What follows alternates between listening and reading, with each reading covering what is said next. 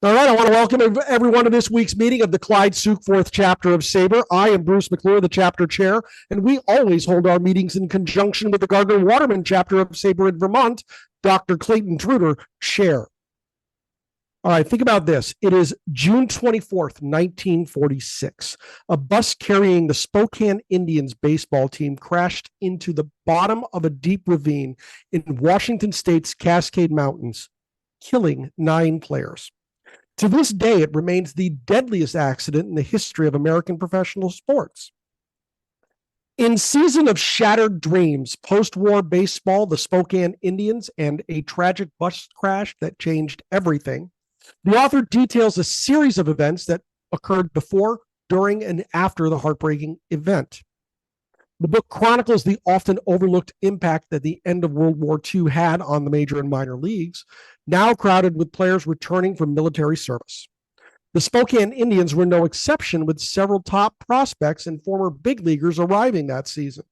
The journey of 3 players in particular, Vic Pichetti, Ben Garrity, and Jack Lorkey, reveal the impact of the war on players' lives, the struggles of a minor league career, and the devastating impact of that catastrophic crash. Eric Vickrey is an Illinois native with a lifelong love of baseball. A SABR member since 2020, he has written dozens of articles for the SABR BioProject, as well as essays for the SABR books One Hit Wonders, One Win Wonders, and We Are, We Can, We Will, the 1992 World Champion Toronto Blue Jays. And he is the author of the book we're going to be hearing about right now. Eric Vickrey, welcome to Northern New England. How are you doing tonight? Thank you so much, Bruce. Thanks for having me, and thank you all for hopping on board tonight. I'm just going to step aside and let you pop your screen on, and you are on, my man. Go get them. Sounds good. I have a little PowerPoint I'll be presenting as we go here. Hopefully you can see that now. Good. All right. So I'm going to start by just telling you a little bit about myself and how I came to write this book. So as Bruce mentioned, I grew up in Illinois, just outside of St. Louis. So naturally, I'm a lifelong Cardinal fan. Fell in love with the game from a pretty early age. The picture on the left there is me at around age 5 with Redbird, and that's about the same year I attended my first game. Saw Bob Forsch hit a grand slam and Vince Coleman steal 4 bases, and I was pretty hooked. I had a chance to play at Busch Stadium as a high school player, which was one of my big thrills. And then another big thrill was seeing the Cardinals win Game 7 of the 2011 World Series against the Rangers. My wife and I had the opportunity to attend that. So I've been a lifelong fan, and it really wasn't until the early days of the pandemic that I kind of got my start writing. I joined SABR and started writing articles for the BioProject, mostly just as something to pass the time. And, I, of course, being a big baseball fan, I enjoy writing. So I kind of fell into that and really enjoyed the process, and wrote a bunch of articles for the BioProject. And that kind of led me to write my first book, which was called Runnin Redbirds, which was about the 1982 Cardinals. That was kind of the era that attracted me to baseball. So it was a lot of fun to go back and revisit that era. And coincidentally, how I learned about this Spokane Indians story, I contributed to the One Hit Wonders book, and I was researching the career of John Leovich, who was a player who his one major league hit was against Bob Feller. And in 1946, Leovich played for the Bremerton Blue Jackets, which were a team in the Western International League, and they were scheduled to play the Spokane Indians on June 25th of that year. And I kind of stumbled across these newspaper articles about this crash, and I had never heard of this in my, several decades of being a baseball fan, and it was immediately intrigued. So I kind of did what we all did and went to Google and tried to learn what I can about the story. I went to the SABR bios for a couple of the people involved, and then found a really informative article in Sports Illustrated about the career and life of Jack Lorkey. And his story alone, is probably worthy of a book. But then as I thought about this, Jack was one of 18 players on the team. So I figured if his story was this extraordinary, there are 17 other members of this team whose stories really haven't been told. And so that's kind of what I set out to do with this book, was kind of learn about these players and tell their story. So just to give you a little bit of idea of the research that was involved, I, of course, turned to newspaper archives, and now newspapers.com is a great source these days for searching. You can put in, a person's name and dates, and it'll pump out hundreds of articles. So those newspapers were very helpful at finding some of the day-to-day activities involving this team and the players on the team. Ancestry.com for birth and marriage records, census reports, military records. The local coroner's office here in the Spokane County Court office were helpful at providing some documents. I read whatever books I could come across about World War II, including I think Bill Nowlan's on this call. One of his great books on World War II was very helpful. I conducted interviews with anybody I could reach, any descendants of the people involved. Of course, this happened nearly 80 years ago. So all the players involved in this story have passed, but they still have children, nieces, nephews, grandchildren, and they were able to provide some insights. And in one case, one player, Ben Garrity, who went on to a managerial career in the minor leagues, I was able to interview some players who played for him back in the 50s or 60s. And these are guys that are now well into their 80s, including Tommy John. Scrapbooks of the players involved were incredibly helpful. A couple of the families had saved photos and letters from that a couple of the players had written. So being able to kind of read those letters and include some of these letters, I think really elevated the book and gave these men allowed their voices to be in the book. So that was a little bit about just kind of the research process, about how I came across all the information that came to be Season of Shattered Dreams. So this story takes place in 1946. Of course, this is the year after World War II had ended. Now, during the war, of course, the major leagues continued on, but minor league baseball was greatly affected. There were 44 minor leagues before the war, and only 9 stayed in operation during the war. So in 1946, all these minor leagues were coming back into existence, and there were thousands of discharged servicemen, former minor league players, attempting to return to the game and resume their goals of reaching the major leagues. And one of these leagues was the Western International League, which is a league out here in the Pacific Northwest. So that was an 8-team league. The Spokane Indians were one of the 8. We also had the Tacoma Tigers, Bremerton Blue Jackets, Wenatchee Chiefs, Salem Senators from Oregon, 2 teams from British Columbia, the Capellanos of Vancouver and the Victoria Athletics, and then the Yakima Stars. So the Spokane Indians were an independently run team. They weren't affiliated with one organization specifically, but they did have working agreements in place with the New York Yankees and 2 Pacific Coast League teams, the Oakland Oaks and San Diego Padres. So that was how they filled out their roster. They had an owner named Sam Collins, and he formed these working agreements basically in order to fill out his roster. So once the team kind of regrouped following the war, they hired manager Glenn Wright, former Pittsburgh Pirates player, to be their manager. And they had a spring training in Marysville, California. Now, so one thing to keep in mind with this story is nearly every player on the roster had served in the military during World War II. Many of them fought in some pretty fierce battles during the war. The Spokane Indians played in a stadium called Ferris Field. This was what it looked like when it opened in 1937.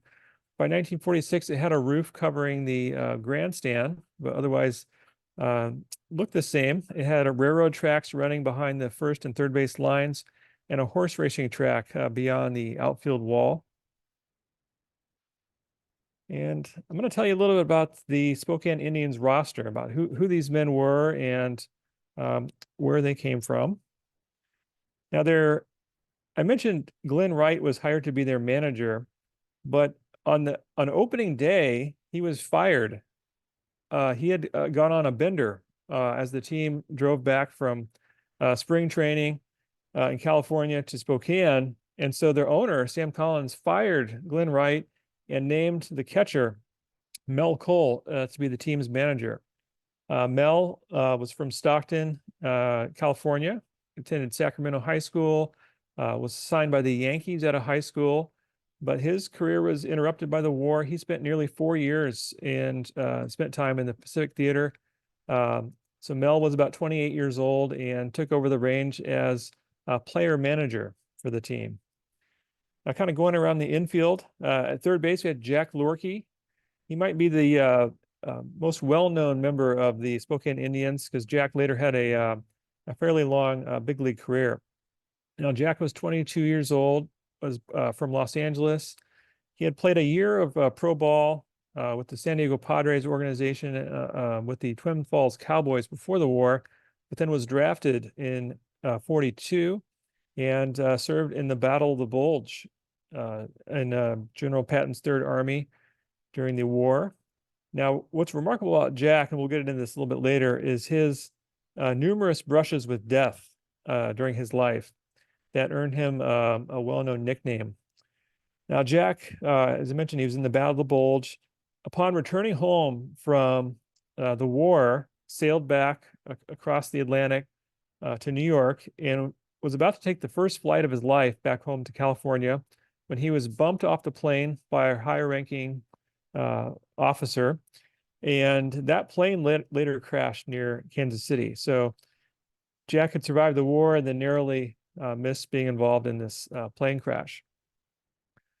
So kind of continuing around the infield here, Spokane's shortstop was a guy named George Risk, who's from a small town in Washington. Was a quarterback at Pacific University in Portland. Served in the Army during the war, stationed in Utah. Their second baseman was a guy by the name of Ben Garrity, a former Brooklyn Dodger who played for Casey Stengel back in 1936. He bounced around the minors for a few years and then was able to catch back on with the Boston Braves during the war. As you can imagine, major league teams were pretty desperate for players during the war. So Casey Stengel called up Ben and said, "Hey, would you come back and play for my Braves during the war?" And so he was kind of a reserve infielder. In 46 with Spokane, he was 33 years old and was the oldest player on the team, just kind of hanging on to the last stages of his playing career. But Ben had dreams of being a big league manager was his ultimate goal, and kind of coming up learning from Stengel. That was his mentor, and that was his long-term goal, was to be a big league manager. Ben had a kind of a flash in the pan when he came up, was drafted or signed rather from Villanova University, and during his first 15 games as a big leaguer, he hit 381, but quickly realized that kind of didn't have what it took to stick in the big leagues. His average ultimately dropped below 200, and again, he was set his sights on managing rather than playing in the big leagues. Now, Spokane's first baseman was a guy named Vic Pachetti, who was 18 years old. He was the youngest player on the team, and as I was researching this story, his story really captivated me because he was widely considered by scouts to be the best prospect on the West Coast. He was scouted by all 16 major league teams as a 16-year-old. He participated in something called the Esquire All-American Game, which took place for a few years during the 40s. This was where all the top high school players from across the country gathered. In this case, the Pardon my cat Edgar here. Uh, the game was that took place in 44 that Pachetti was involved in was played at the Polo Grounds. Vic's manager and coach for that game were Mel Ott and Carl Hubble. His teammate was Richie Ashburn, and the opposing manager was Connie Mack. So this was as a 16-year-old. Vic Pachetti got to participate in this All-American game. So quite an experience for a teenager. These were a couple of photos that I found in the Pachetti scrapbook. This is him in high school and playing American Legion ball. This is him on the dugout steps of the Polo Grounds with standing next to Mel Ott. So that's Pachetti fourth from the left. That's Richie Ashburn on the far left there. And then, of course, Mel Ott and Carl Hubble. There's another photo from that game. That's, of course, Connie Mack there in the middle with Mel Ott and Vic Pachetti kind of looking off to his right, second on the back row, second from left there.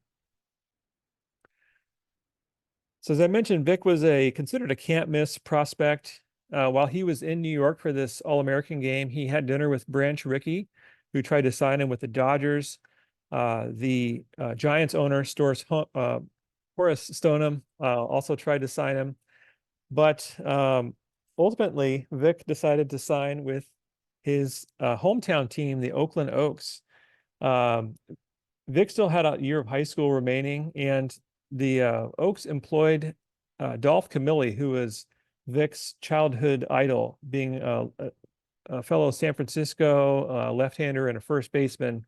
Dolph was kind of a natural idol for him. So he signed with the Oakland Oaks, kind of spurned to the big leagues for now, and decided to get some experience, finish high school, and then hopefully live out his dream of making the major leagues.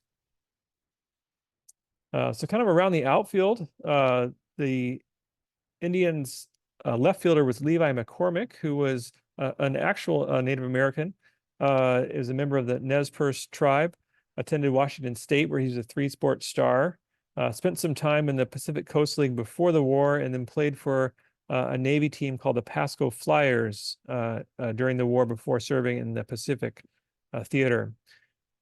The team's center fielder was another highly touted prospect, 22-year-old from San Francisco, Bob Patterson, who led the Idaho Falls Russets in hitting as a teenager in 42.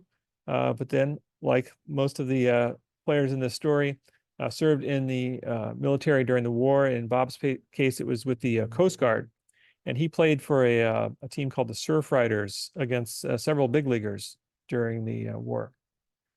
The team's right fielder was a big husky guy named Bob James, who grew up on a ranch in Arizona, signed with the Yankees after attending Santa Clara University for a year, and did some agricultural work and had some time in the Navy during the war. They had an infielder, kind of a utility man named Freddie Martinez, who was a first-generation Mexican-American from San Diego. He played on a Navy team while stationed in Hawaii. Among his teammates was Johnny Mize. He was one of Jack Lorke's roommates. Now, I mentioned Mel Cole was the team's catcher to start the year, but he struggled a bit. So in June, in fact, just a week before this crash occurred, the team signed Chris Hartje, who was a 31-year-old who also had some time in the big leagues. Hartje played under Leo DeRocher in 1939 with the Dodgers, managed to get 5 hits and 16 at-bats, and he also served in the Coast Guard during the war. Among the team's better pitchers was a 28-year-old named Bob Kinnaman, who had won 22 games with Spokane before the war, and then served in the Army, saw action in Europe. One player from up in your neck of the woods, up in New England, was Gus Hallborg, who was born in Hampshire, went to high school in Pepperell, if I'm saying that right, served in the Navy during World War II. Here he is standing next to Pete Barasoff, another one of the younger players on the team, pitcher from Los Angeles.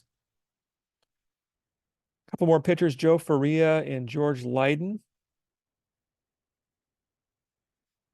And then I don't have individual photos of these players, but Milt Cadena was actually, he was probably the ace of the staff. He actually threw a couple of one-hitters early in this season for Spokane. Irv Konopka was a catcher who had just signed with the team a couple weeks earlier before the crash. And then Dick Powers had some time in the Coast League before the war as well. This is a very talented team. A lot of top prospects ended up in Spokane that year. They were a Class B team, which would be roughly equivalent to like a AA team today. And so the Oakland Oaks and San Diego Padres, these Pacific Coast League teams, sent some of their top prospects down to Spokane that summer. And Spokane was certainly in the thick of the pennant race as the season, first couple of the season, couple of months of the season unfolded. They had a record of 32-26 as of June 23rd. Several players in the team, including Jack Lorkey, Bob Patterson, hitting over 300. Young Vic Pachetti, the 18-year-old, was hitting 285. So offensively, they were doing very well.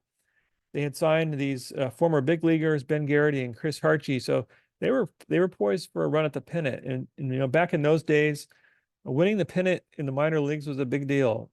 It wasn't so much about just player development. It was about winning pennants and ultimately making a profit, as this was a independently run franchise.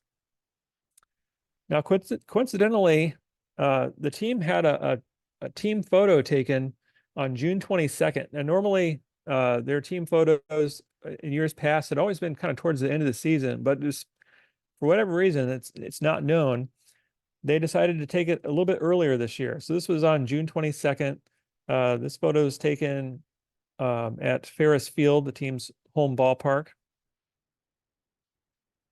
Now, the team traveled in charter buses that were pre-war buses that they chartered from a local bus company called the Washington Motor Coach Company. Now, like many things during the war,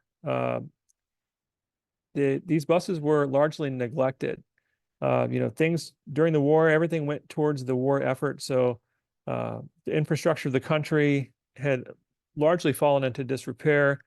On this particular day, June 24th, 1946, the team left Spokane for their next series across the state in Bremerton, Washington, which is just across Seattle on the other side of the Puget Sound. So 16 players boarded the bus in Spokane. Two of the pitchers, Milt Cadena and Joe Faria, decided to drive separately with their wives in Faria's convertible. And this would have life-changing ramifications. So the team stopped in Ellensburg, Washington, which is in the central part of the state. They had dinner at a place called Webster's Cafe. Now, while they had dinner, the bus driver, a 24-year-old named Glenn Berg, took the bus to the local garage and complained that the engine was running poorly. That was resulting in a faulty vacuum brake booster. So the mechanics changed the gas line, but as Berg later said, didn't seem to do any good. So still having some issues with the bus. Now, while the team had dinner, the third baseman, Jack Lorkey, received a message that was passed along by a local police officer. The Spokane Indians front office owner and business manager managed to pass along a message that the San Diego Padres wanted to recall Jack to the Pacific Coast League. So this was huge news for Lorkey. This was the dream of all these players, was to move up to a higher league, whether that's the Pacific Coast League. It's where players made a very good living, in some cases that rivaled that of the big leagues. So getting called up to the Pacific Coast League for Jack was a big deal. So he said goodbye to his teammates, gathered his belongings from the bus, and hitchhiked back to Spokane while the team carried on. Now, it was just about an hour later that the team reached Snoqualmie Pass, which is in the Cascade Mountains. It's sits at about elevation of 3,000 feet, and it's long been the east-west passage across the state. The bus reached the pass around 8 p.m. On a two-lane road called US Route 10. Today we have I-90, which runs across the state. You can get from Seattle to Spokane in about 4 hours, but back then it was a two-lane road. The trip took easily 8 to 10 hours. Just a little over the pass, less than a mile afterwards, the bus driver, Glenn Berg, encountered an oncoming car, had to swerve to the side of the road to miss this oncoming vehicle, and ultimately had trouble regaining control of the vehicle. And it began to knock down the wire guardrail along the side of the road. Ultimately, the bus broke through the guardrail and tumbled down a deep ravine, approximately 300 feet. Players were thrown from the bus. Some held on for their lives. Others were thrown about. The bus came to rest 300 feet below the road. 6 players were basically killed on the spot. 3 players later died of their injuries in the hospital. Rescue efforts from the accident were incredibly difficult. This was the accident occurred just at dusk, and so by the time rescue vehicles got to the scene, it was dark, it was raining. The bus and the victims were at the bottom of this deep ravine, so even just getting access to these injured victims was incredibly difficult. Now, remarkably, 6 players did survive the crash, as well as the bus driver. This is Ben Garrity, pictured here, just shortly after the accident, his head wrapped in a bandage. Garrity also suffered a broken kneecap. The other players were all injured to various extents. Dick Powers was the most severely injured. He was spent months in the hospital in a cast that went from his neck to his waist. He had a broken spine. Some of the other players had relatively minor injuries, some scrapes or burns. Now, there was news of this crash was in newspapers across the country, in the days that followed. And immediately people started reaching out to the local Spokane newspapers. There were 2 daily newspapers in Spokane, and people were calling and writing, how can we want to donate money. We want to, support the victims and their families. And so money started pouring in, and a benefit game was set up between Casey Stengel's Oakland Oaks and the Seattle Rainiers in Spokane. Bob Hope sent a check for $500. Bing Crosby, who's a native of Spokane, purchased $2,000 in tickets for this benefit game that was played at Ferris Field. The residents of Spokane held a hole-in-one contest to raise money. The first person to sink a hole-in-one won an airplane. And that actually happened. Other giveaways included a refrigerator and a trip to New York. Ultimately, more than $100,000 was raised. That's roughly equivalent to $1.8 million in today's dollars. That picture there you see on the right is a photo of the memorial program that was handed out to people who attended the memorial game that day, which was just a couple weeks after the crash. Now, remarkably, the team, despite being almost completely decimated, resumed play just about a week after the accident. The team's owner, Sam Collins, felt that that's what the players would have wanted, that the season continue. But filling out the roster was a huge problem and a huge challenge. He basically got guys wherever he could find them. He signed some semi-pro players. He signed some players that had been released by other organizations. The team trainer, John Dutch Anderson, played some games at third base. The photo you see here is two of the players, the two players that were in the convertible, Joe Faria and Milt Cadena, pictured here with Pete Barasoff and Ben Garrity. This was just days after the crash. Now, the team did not perform well with this sort of group of newcomers. They were 22 and 52 the rest of the season, finished 7th out of 8 teams. They had been, as I mentioned, 6 games above 500 before the crash, and so not nearly as successful with this group of replacement players. Now, of the 6 players who survived the crash, 5 were able to continue their professional careers. All but Dick Powers played professionally, although he did play some semi-pro ball. That was the fellow who was had suffered severe spine injuries. Levi McCormick played 1 more season with Spokane, but dealt with nagging injuries related to the crash and hung up his cleats after another year. Now, interestingly, the 2 pitchers who had driven separately, Cadena and Faria, they, when the season resumed, these guys were pitching basically every 3rd day. They were pitching with 2 or 3 days rest, and each of them blew out their elbows the following year. So even though they weren't directly involved in the crash, just the fact that they had to kind of carry the burden of pitching so many innings after the crash may have had detrimental effects to their careers, and they were both done after another year in the minors. Now, Ben Garrity, I mentioned he was the one who had his sights on managing in the big leagues, and he actually took over as the Spokane Indians manager the year after the crash, and then was hired on to manage in the New York Giants system, managed in their organization for a few years, and then jumped to the Milwaukee Braves system. And it was there that he managed Henry Aaron, or Hank Aaron, in 1953. Hank Aaron, along with Felix Mantilla and Horace Garner.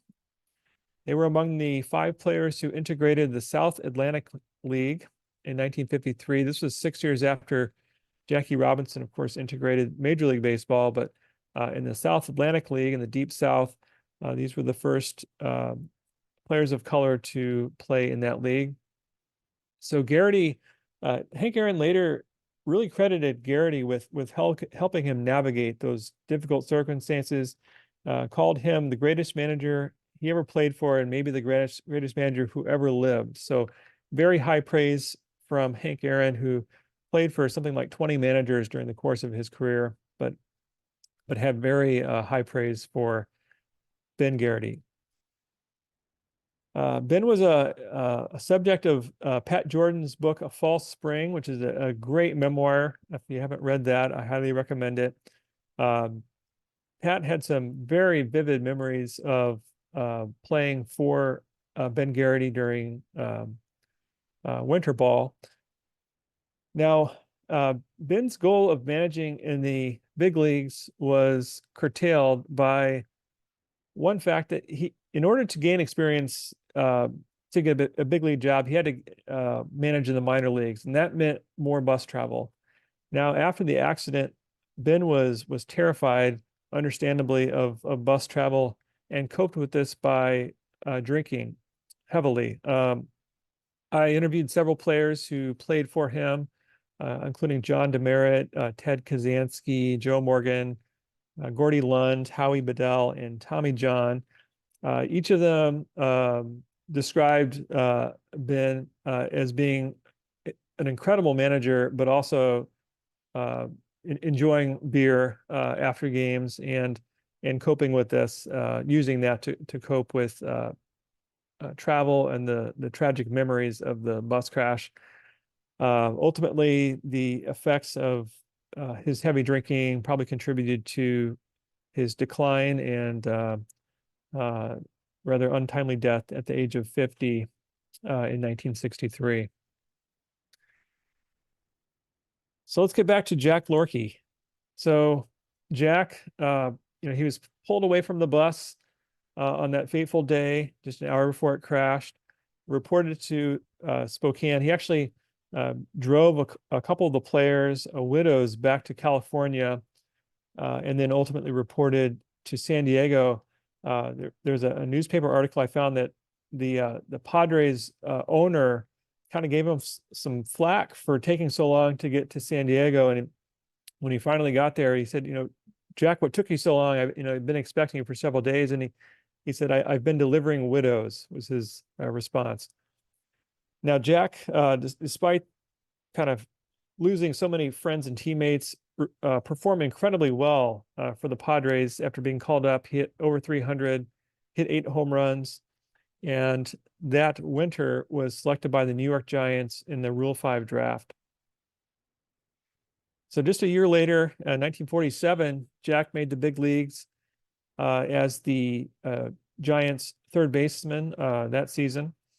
He hit 11 home runs that year as a rookie, and including the Giants' 183rd home run that season, which broke a team record previously held by the New York Yankees. So Jack had a pretty successful first year in the big leagues.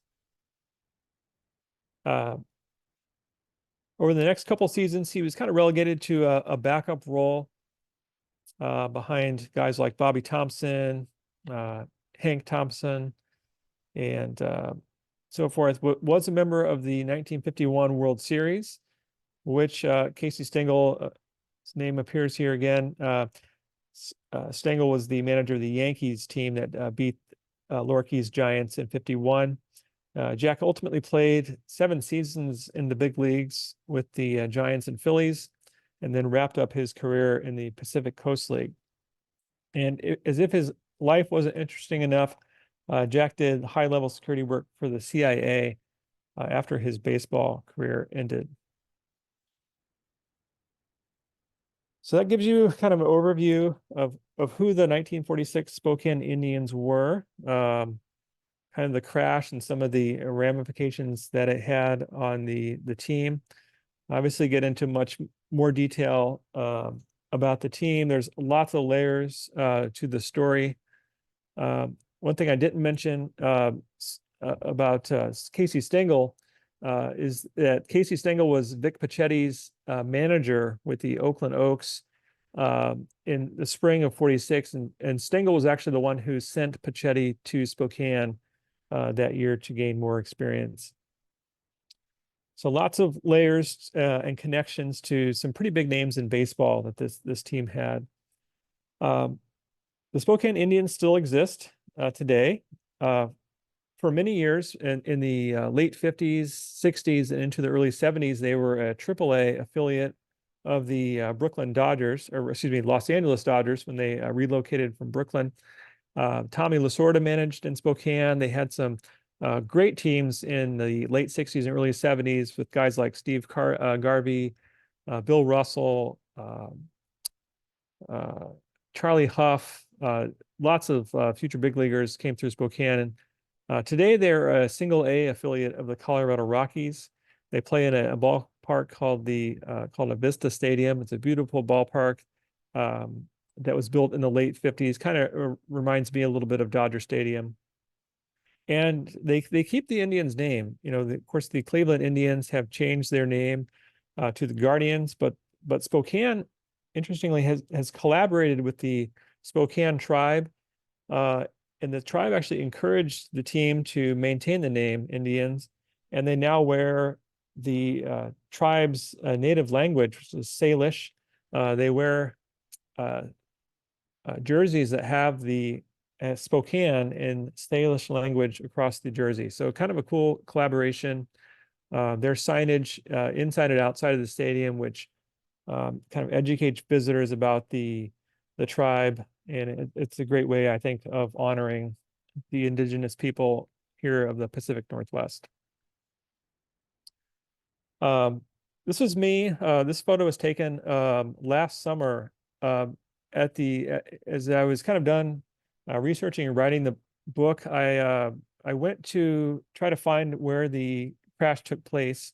And this was the original 2-lane road, US Route 10, where the crash occurred.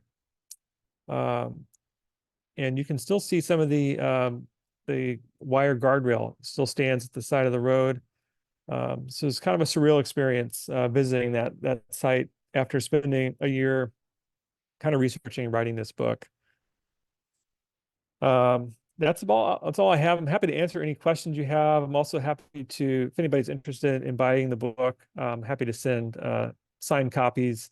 They're available for $30, which includes shipping, and that's my email address. But like I said, happy to answer any questions you have about the team, the research process, baseball in 1946, whatever questions you might have.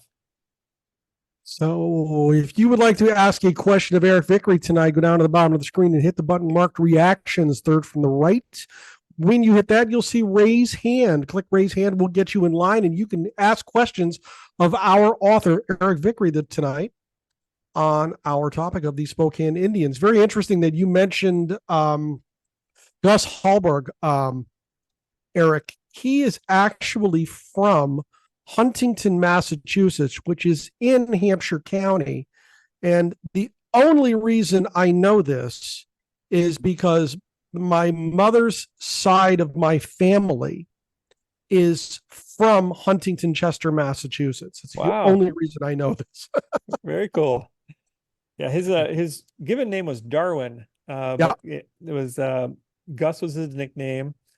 He grew up out there and then ultimately settled in California and worked for a telephone company. For something like 30 years, but he pitched 2 more years in the minor leagues after the crash. That's funny. When I saw that name, I'm like, wait a minute, I know that name. I had to look that up real quick. I'm like, yep, that's the one. Hey, let's go to Annie Edis. Annie, how you doing? Hit that, unmute yourself, and you are on.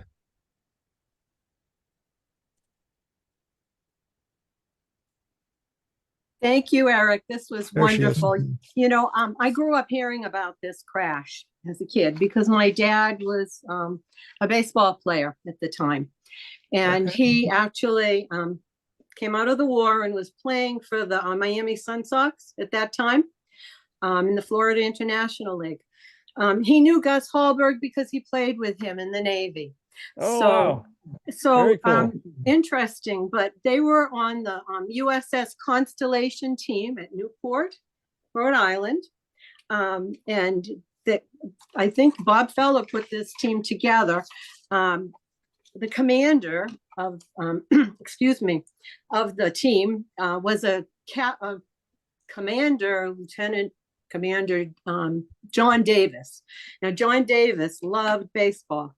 And he actually was a Medal of Honor recipient for World War II. And he was involved, the Spanish-American War, no less. He cut the cables in Cienfuegos, something in Cuba, which and they were under heavy fire. So this was the guy that ran this team. Anyway, the teammates there were all, in the physical training, instructors generally. Buddy Hassett was involved. Fred Chapman was on the team. Benny Huffman was the catcher. And Hallberg was played right field initially and then was the pitcher. And he had a problem, I guess, with a broken finger. And so he didn't pitch right away. But he did very well. Chapman was again, very good. But just wanted to mention sort of the effect on other players at the time. Because when they heard about that, they survived the war, and here they are on these rickety buses that were always breaking down. And so it really hit home, and I know it did to my dad. In Miami, they held a moment of silence for the team. So I'm sure that happened probably at every baseball stadium after that. But it was etched in his memory for sure. And I have a picture. I don't know how I gotta unblur myself, but of the team. You're blurred up a little bit. I know, Annie. I gotta get rid of the blur. I never know how to do that. So let's see. background. Sure, if I took Okay. my glasses off, it would appear to be very I got clear. it. Okay. Oh, So- there she is. Okay, so here's the picture. Now Hallberg probably is somewhere there. I don't know. Wow. And that's Commander Davis, and that's in Newport, Rhode Island. They played at Cardinals Field, which is one of the oldest fields in the United States. Whoops. Can you see the gentleman in the front is Commander Davis. Yep. So Okay. you can Google him. Very cool. Anyway, that's a little bit about the constellation. I got all the information there. Very neat. Thank you for sharing. That's awesome. That's fantastic. Molly had a question, but she's having trouble with her internet. She wanted to ask you, Eric, did you have an interest in World War II history? Did that help spark writing this book? What was the genesis for the book? Yeah, I've always kind of been a World War II history buff. My grandfather served in World War II, and he was the same age as a lot of these players. I think he was in fact born just like a couple months before or after Jack Lorkey. So this kind of growing up, hearing his stories, and have always had an interest in World War II. So that definitely was definitely a spark. That, and then just kind of the regional connection. The fact that this took place about 50 miles from where I'm sitting now. Those are probably the two things about the incident that kind of sparked my interest in it and led me to really dive into the research. Molly's grandfather actually served in World War II as well. He actually lied about his age to get into the Navy. Are there any other questions, comments, or anyone who would like to jump in here to discuss this book with Eric? We have him here this evening. This is a very interesting topic and one that's really not discussed all that often. I saw the Spokane Indians 2 weeks ago at Nat Bailey Stadium in Vancouver playing the Vancouver Phoenix. Oh, that's right. They're in your league. That's right. The Northwest League. And they do have that very interesting looking front uniform. And I noticed that right away with Spokane. Let's jump over to Dixie Tarango. Dixie, how you doing? I'm doing fine. Eric, was there one of the players that was more difficult to get information on than all the rest? There certainly were, yeah. A couple of the players. The one that comes to mind is George Risk. He was leading the team in hitting at the time of the accident. He was one of the 9 players killed. He was married but didn't have children, and I was able to track down a couple of descendants, like some distant relatives, but they had no information or anything. So everything I found out about him was from newspaper archives, military records, ancestry.com. So he's probably the one that stands out to me.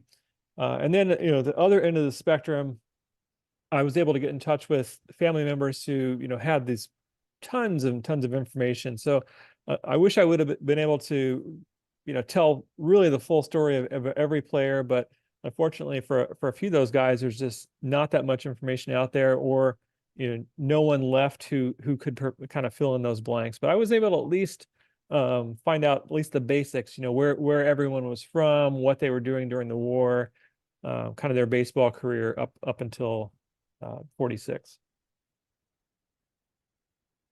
Joe Ross, you're up. Hi.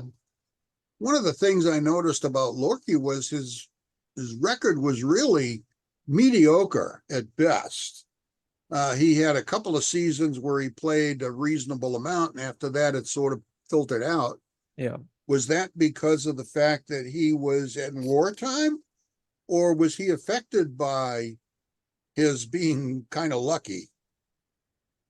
I think part of what Jack, he performed pretty well his rookie year. He hit average wasn't great. I think it was like 240, but hit 11 home runs. But the Giants were one of the first teams to add black players, and of course Willie Mays came up, Hank Thompson, Monty Irvin, and so really that was part of what relegated Jack to the bench, is that they had so much talent and he had a tough time cracking the lineup. And it seemed to me that, and also speaking with Jack's son and his daughter, he kind of always resented Leo DeRocher in some ways, because DeRocher was, the manager that ultimately sent him down to the minor leagues, and he felt like he never really got a full chance to be an everyday player in the major leagues. But yeah, hard to say, if Jack, because he was not physically affected by this at all, or seemingly by his time in the war. So whether he really truly reached his full potential as a player, hard to say. Okay. Karen, you're up. How you doing, Karen? Gonna have you unmute, my friend. There you I go. have one question. How do you find about this information about this crash? Is it in history books? Or is it something that's, I know that when you find a look at things, you don't always see everything in the history, like I deal with the orphan train, but do you find a lot of things with this crash? I've seen it mentioned. There's a book called The Vickrey Season by Robert Weintraub, which covers just the 46 seasons. Very good book. But it just has like a single paragraph about the accident. That's the one book that I definitely remember that the crash is mentioned in. What I found is, certain fans of a certain age have heard of this accident, but as the years have passed, I think it's just kind of fallen by the wayside. And certainly, younger fans, I think very few, know about the accident. But yeah, occasionally you'll see blurbs of it here and there. There was actually another book written about the team about 20 years ago called Until the End of the Ninth. And it's a kind of interesting take. It's a fictional account based on the team. The author's name is Beth Bollinger. She's from Spokane, but she took kind of interesting approach, almost like a little bit of like a Field of Dreams type story about the team. Thank you. Gary Crow, you're up. Gary, how are you? I'm good. A couple of questions. Did you meet physically with the descendants or the extended families of these people, or did you do this all on the phone or computers? I met with two family members that live in Washington State here. Vic Pacchetti's niece lives here in Washington and invited me to her home, and that's where she shared with me these boxes of information they just had like sitting in a closet or in the garage for decades. And then I met with Jack Lorkey's daughter, who lives actually in Spokane, coincidentally. So met her in person. Everyone else I spoke to over the phone. Although I had a book signing in San Francisco last week. Several of the players were from San Francisco, and that's where some of the descendants live. And I got to meet the daughter of the trainer, and there's also Chris Harchey's wife's daughter. It's kind of odd connection there. I met her as well as the niece of another player. And how long did this whole process take you? It was about a year from when I really kind of started just doing my preliminary research to kind of wrapping it up. Okay. Annie, let's come back to you.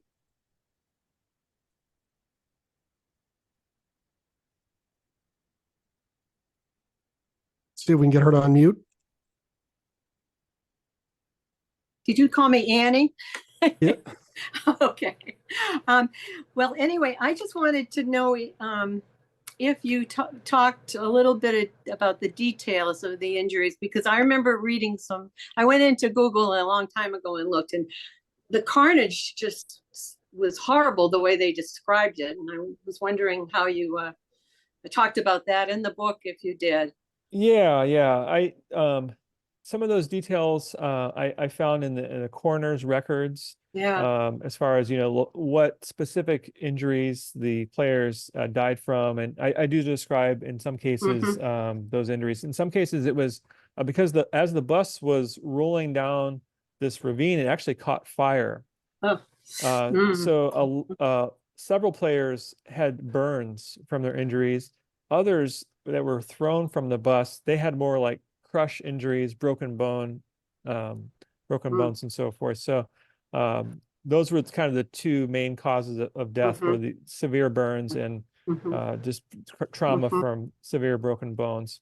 Yeah, so you could see the survivor guilt as well that these others who survived had after that. Yeah, no doubt.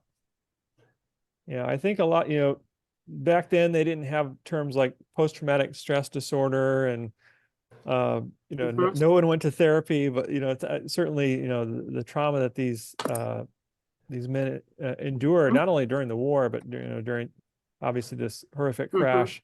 I'm sure many of them had what we probably would consider now like PTSD. Yeah. Thank you. All right, last one for the night is going to be Dixie. Dixie, you're it. Okay, Eric, since you had already written one book, did you have any trouble selling the idea for this book to another publisher? No, I actually found this one to be a little easier in just in terms of the getting a contract with the publisher. My first book, it's pretty specific. It's about the 1982 Cardinals.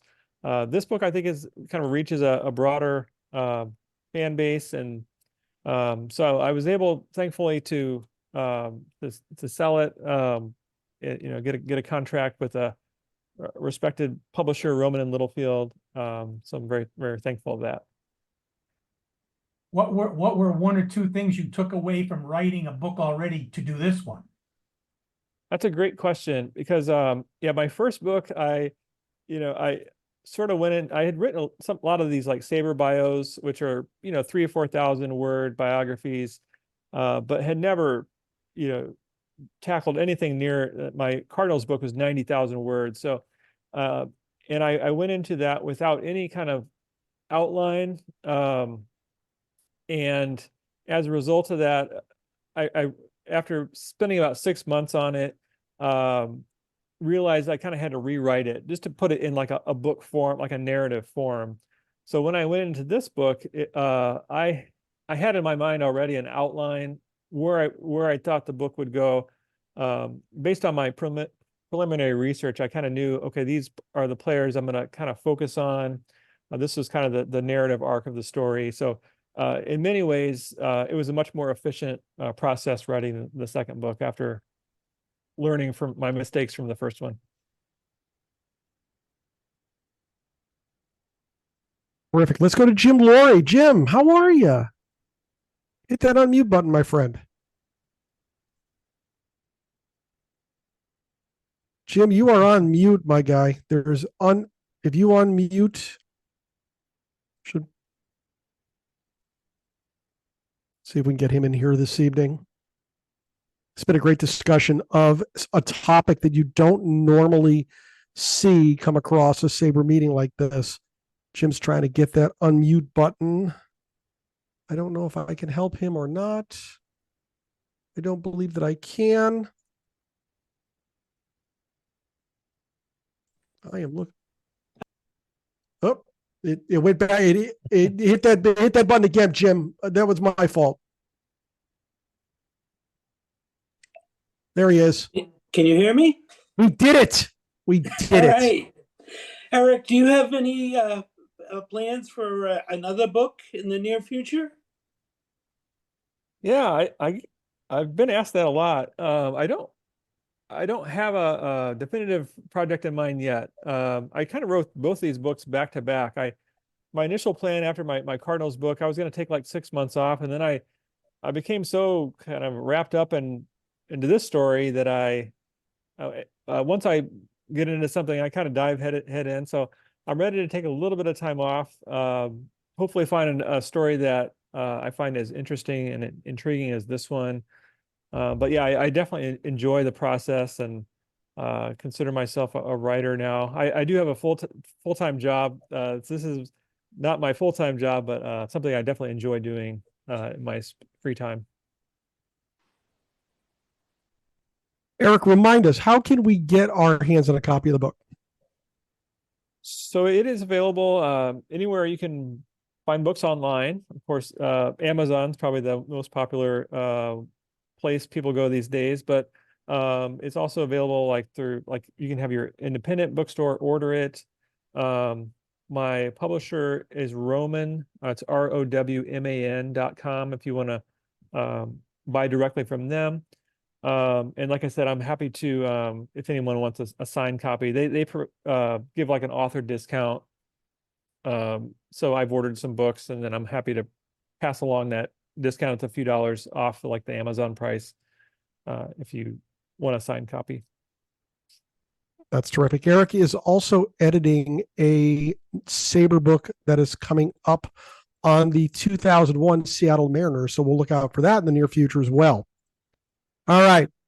Next week, we're going to have another fun and interesting guest that you're not going to want to miss. John Sorelli is a SABR member and the docent at the Yogi Berra Museum and Learning Center in New Jersey. His baseball travels are extensive, and he has recently presented a very well-received program entitled Take Me Out to the Ballpark at the Florham Park, New Jersey Library. It was his review and rankings of all 30 current Major League Baseball stadiums. It's sure to be a fun, thought-provoking, and it's going to be a good time. John's a great presenter. I think you're all going to enjoy it. That's going to be Monday, May 20th at 7 p.m. Eastern Time. I want to thank everybody for coming out this evening, and I want to thank you to those who are watching at home. If you like what we're doing up here in Northern New England, please subscribe to our channel to get alerts for each of our weekly uploads. And if you are a baseball fan, you need to join SABR, the premier baseball community, offering an amazing baseball buffet of options to explore your fandom. SABR boasts more than 35 different research committees, over 70 regional chapters, and innumerable opportunities to connect with incredible baseball minds across the world. For more information, go to sabr.org/join today. Eric Vickrey, this has been fantastic. I want to thank you very much for coming out and doing this evening. You're very welcome. Thanks for everyone for attending. I really appreciate you sharing an hour of your time. All right, let's get everybody out of here. We'll say have a good night, and we'll see you all next week. Bye-bye.